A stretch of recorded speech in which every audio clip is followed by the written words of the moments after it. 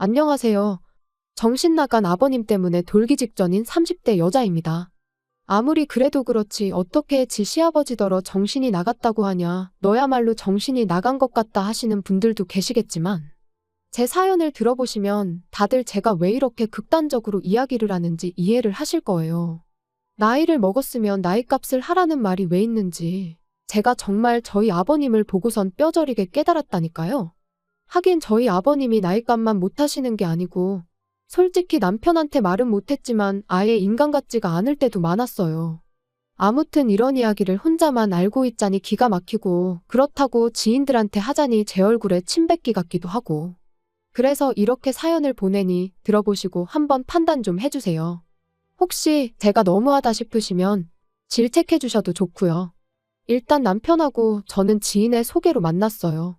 딱히 연애에는 관심이 없어서 직장과 집만 오가던 저를 안타깝게 여긴 지인이 한번 만나보기나 하라며 만들어준 자리였지요. 거절하기도 뭐하고 조금 궁금한 마음도 있다 보니 못 이긴 척 나간 자리였는데 웬걸요. 남편이랑 처음부터 대화가 너무 잘 통하는 거예요. 그래서 두 번, 세 번 만나다가 정식으로 교제를 시작했습니다. 그리고 사귀면서 알게 된 건 저희 남편이 요즘엔 그렇게 보기 힘들다는 개천에서 난 용이었단 거였죠. 소위 깡촌이라 불리는 시골에서 나고 자란 데다가 아버님께서 남편 역할, 아버지 역할 뭐 하나 제대로 하신 게 없으셨다 보니 어머님이 농사도 지으시고 다른 집 일도 도와주시고 한마디로 실질적인 가장의 역할을 하시며 남편 뒷바라지를 해주셨다나요? 그리고 그런 상황을 일찍이 깨달은 남편은 죽어라 공부해서 소위 사람들이 말하는 출세를 한 거였고요. 누가 그러대요. 개천에서 난 용하고 결혼하면 개천으로 빨려 들어간다고. 그리고 아닌 게 아니라 제가 결혼한다는 이야기를 꺼냈을 때 주변에서들 얼마나 말렸는지 몰라요. 결혼은 연애하고 달라서 남편감 하나만 보면 안 된다고. 부모님 노후도 생각해야 하고 재산도 봐야 하고 결혼은 현실이라면서 말이죠. 그리고 저도 그 말이 아주 틀린 말이라곤 생각지 않습니다. 하지만 그렇다고 조건만 따지느라 사랑하는 사람을 놓칠 수는 없는 노릇이잖아요. 그래서 여러 사람의 만류에도 불구하고 결국 저희는 부부의 연을 맺었네요. 그런데 실은 제가 사람들에게 말하지 않은 이유가 하나 더 있는데 제가 결혼을 결심하게 된 이유에는 저희 어머님도 있었습니다. 남편에게 프로포즈를 받고 얼마 지나지 않아 처음 시댁에 인사를 드리러 가던 날이었어요. 전날 남편하고 같이 사둔 어머님 아버님 선물을 챙겨서는 이른 아침부터 4시간을 달려내려갔는데 제가 너무 긴장을 했었는지 안 하던 참을미를 다하고 정말이지 컨디션이 말이 아니었거든요. 그리고 그런 저를 보신 어머님께선 서울 아가씨가 여기까지 오느라 고생이 많았다며 계속해서 이거 먹어라 저거 먹어라 권하시기만 하실 뿐 부엌 근처에는 아예 얼씬도 못하게 하셨습니다. 그뿐인가요? 제가 가져간 선물들을 보시고는 고맙다 잘 먹겠다.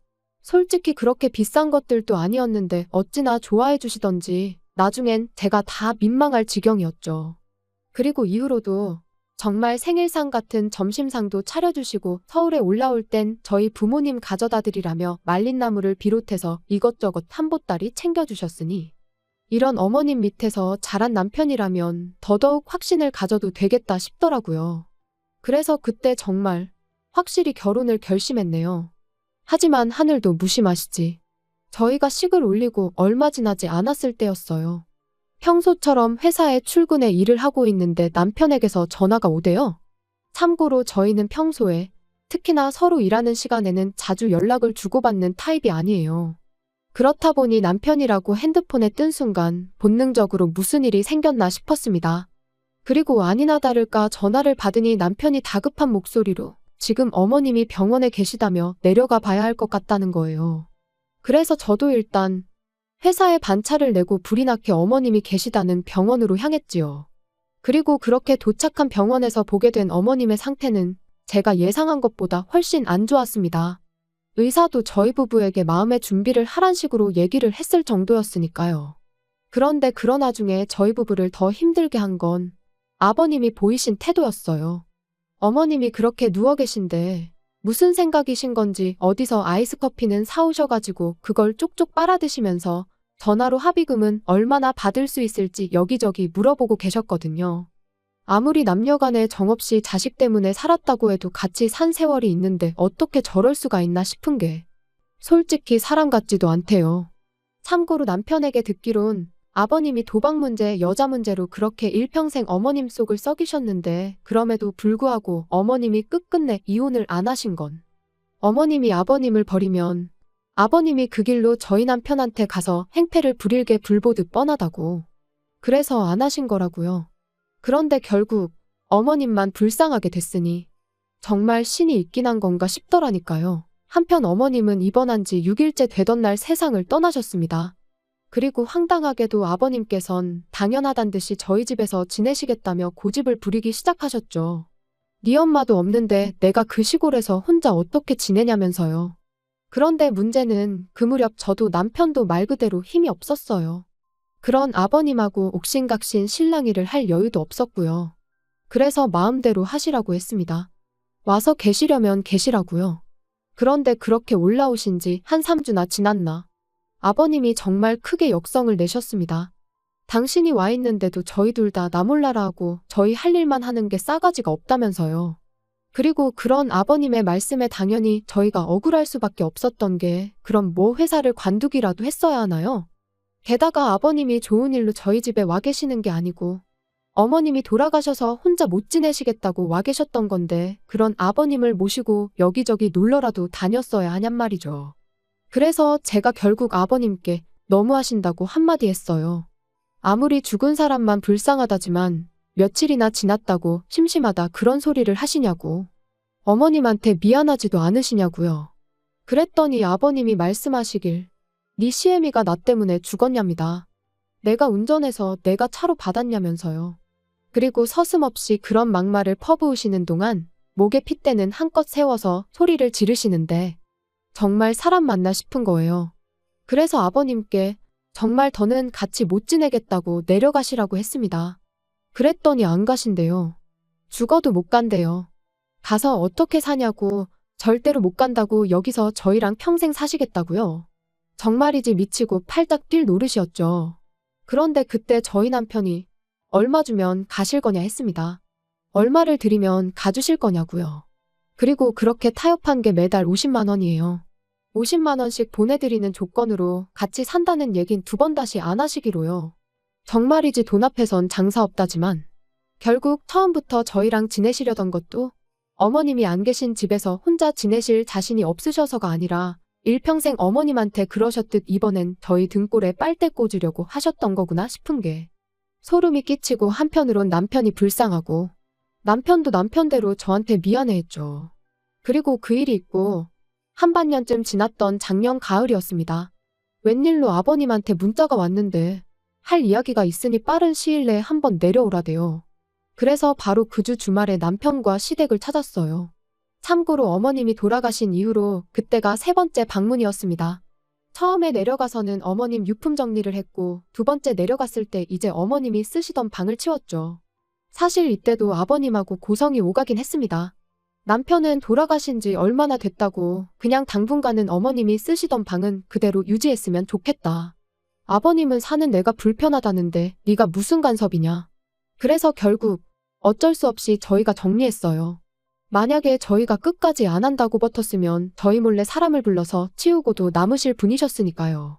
그리고 그때 이후로 저희는 그래도 어머님이 사시던 집이니 종종 내려가서 살피고 싶었는데 아버님이 어찌나 못 오게 하시던지 그래서 이번에 내려오라고 하신 게 더더욱 무슨 일 때문인지 가늠이 되질 않았네요. 그런데 그렇게 도착한 시댁에서 저희는 생각지도 못한 상황을 보게 되었습니다. 집엔 아버님만 계신 게 아니었거든요. 웬 중년의 여성분도 같이 계셨죠. 그리고 저희가 누구라는 눈빛으로 그분을 쳐다보니 아버님께서 저희더러 새엄마랍니다. 당신하고 결혼할 여자니까 저희한텐 새엄마라고요. 기가 막히대요. 재혼도 그렇고 새엄마는 무슨 새엄마. 정말 어처구니가 없더라니까요. 그리고 몇 분이나 지났나. 남편이 한숨을 푹 내쉬더니 어머니 돌아가신 지 얼마나 됐다고 재혼이냐며 아버님한테 물었습니다. 창피하지도 않으시냐고요. 그런데 아버님은 내가 죄졌냐, 내가 왜 창피하냐 하시더니 니들이 나 데리고 살 것도 아니면서 왜 못하게 하냐고 소리를 지르시대요. 그리고 솔직히 그땐 아버님 말씀도 일리가 있다 싶기도 했어요. 진짜로 저희가 모시고 살 것도 아니고 옛말에 10명의 자식이 악처보다 못하다잖아요. 그래서 결국 재혼을 하고 말고는 아버님 결정에 따르기로 했습니다. 다만 호칭은 여사님으로 새어머니니 뭐니 그런 건 못한다고 했죠. 그랬더니 아버님도 더는 별 말씀 안 하시대요. 그리고 정확히 한 달 뒤 아버님은 여사님과 살림을 차리셨습니다. 혼인신고도 하셨고요. 솔직히 혼인신고까지 하신 걸 알고 나서는 정말 말이 안 나왔어요. 그 나이에 그냥 사시면 되지 뭐 한다고 혼인신고까지 하셨나 싶기도 하고 여러 가지로 이해할 수도 이해하고 싶지도 않았죠. 남편도 미쳤다고 노망이 난 게 분명하다며 분을 삭히지 못했고요. 그런데 얼마 안 가 왜 그렇게 혼인신고를 서두르셨는지 이유를 알게 되었습니다. 한 달쯤 지났을까 아버님께서 저한테 연락을 해오셨어요. 참고로 이 무렵엔 아버님한테 오는 연락을 무시하진 않았지만 저희가 먼저 하는 법은 없었습니다. 말 그대로 무소식이 희소식이다 생각하고 산 거죠. 그리고 아버님도 당신이 용건이 있을 때나 연락을 해오셨지 저희에 대해 뭐 궁금해하시고 그런 건 없으셨어요. 아무튼 연락이 왔는데 하시는 말씀이 제 신우가 결혼을 한다나요? 그런데 저희 남편은 외동이란 말이죠. 그래서 무슨 말씀이시냐 물으니까 이렇게 말귀를 못 알아듣는다며 타박을 하시는데 그제서야 아버님과 재혼한 여사님한테 딸이 하나 있다는 게 생각났습니다. 저보다 4살 어린 아가씨였죠. 신우라는 호칭이 거북스러웠지만 아버님하고 통화가 길어지는 것도 원치 않았기에 아 그러냐고 축하한다고 전해주세요 했습니다. 그랬더니 아버님께선 저더러 직접 하라며 그래서 말인데 돌아오는 주말에 상견례가 잡혔으니 남편하고 내려오래요.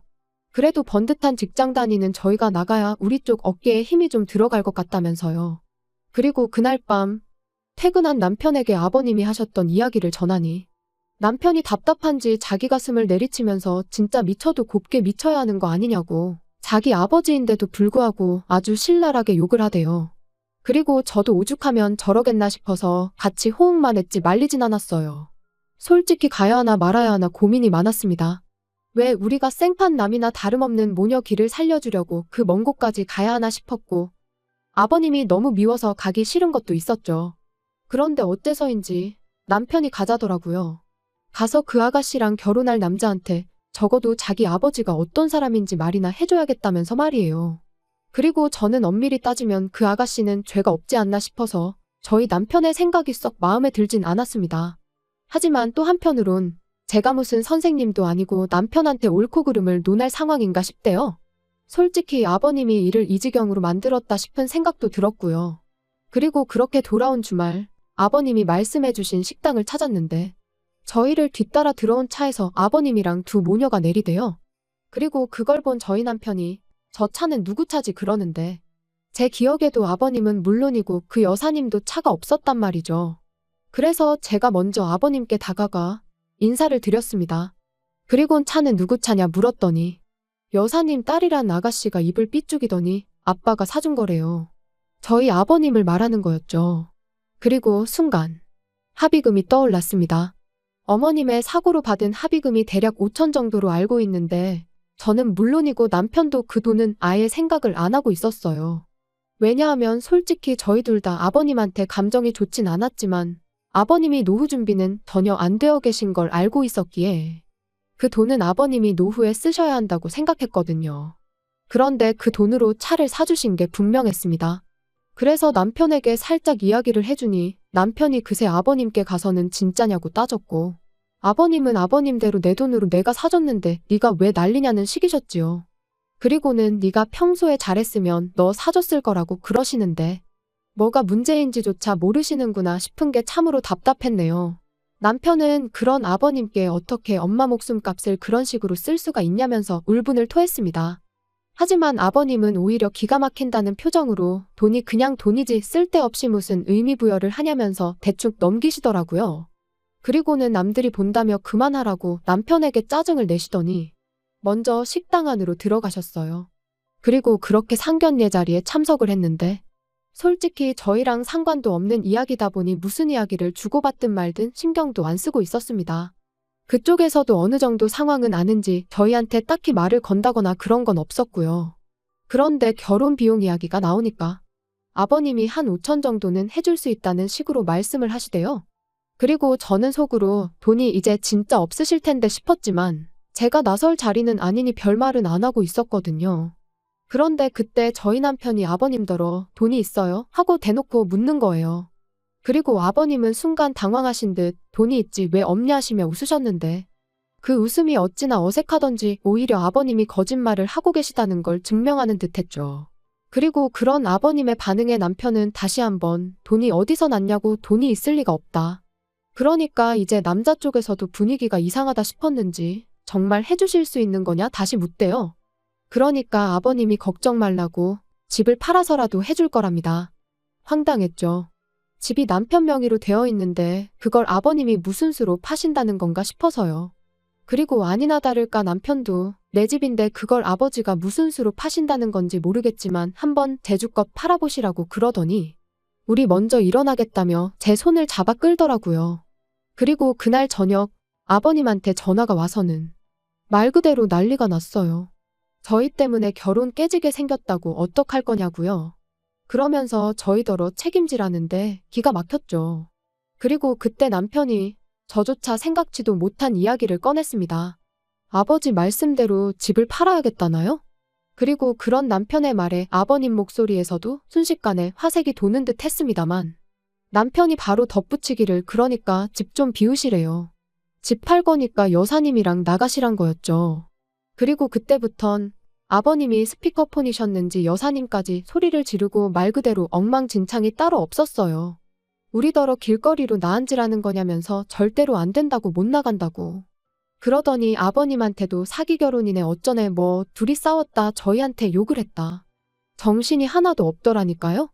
하지만 결론은 집은 팔았고 이렇게 표현하기 그렇지만 아버님하고 여사님도 내보냈습니다.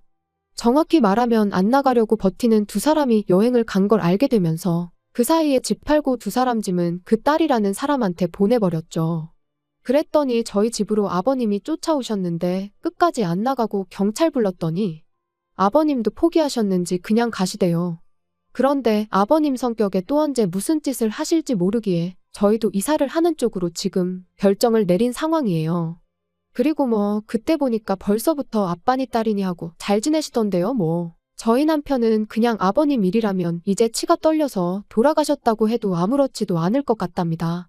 그리고 저는 뭐 남편이 그렇다는데 굳이 나서고 싶은 생각도 없어요. 다 큰 성인인데 알아서 하겠죠 뭐. 괜히 어설프게 나서서 제 팔자 제가 꼬고 싶은 생각은 요만큼도 없으니까 앞으로도 그냥 남편이 하자는 대로 하는 게 베스트일 것 같네요.